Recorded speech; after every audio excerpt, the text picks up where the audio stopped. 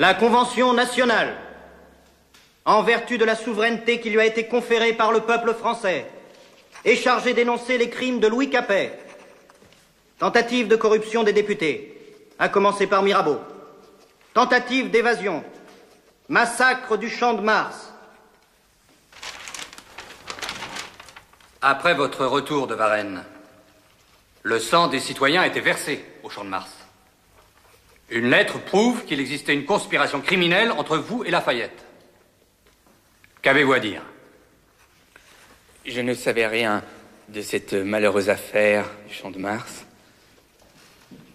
Quant à la lettre dont vous me parlez, je n'en ai pas eu connaissance. Mais elle est de votre main. Je ne me souviens pas l'avoir écrite. C'est incroyable. Vos frères, ennemis de la nation, ont rallié les émigrés sous leur drapeau. Ces émigrés-là font la guerre à la France. Vous ne les avez pas désavoués? Mais si, monsieur. J'ai désavoué toutes les actions de mes frères aussitôt qu'elles ont été portées à ma connaissance. Après vous être d'abord assuré que vous ne feriez pas de tort à leur projet. Vous êtes libre de vos opinions. Alors là, il exagère.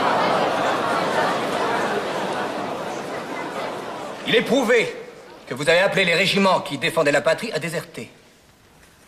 Jamais, monsieur. Jamais. Vous avez opposé votre veto au décret contre les prêtres réfractaires. Comme la Constitution m'en donnait le droit. Pourquoi avoir fait doubler la garde suisse aux Tuileries au début du mois d'août? Parce que le palais était menacé, j'étais une autorité constituée, il était de mon devoir de prendre des mesures défensives. Non. Le 10 août, vous avez fait couler le sang des Français. Non, monsieur, ce n'est pas moi.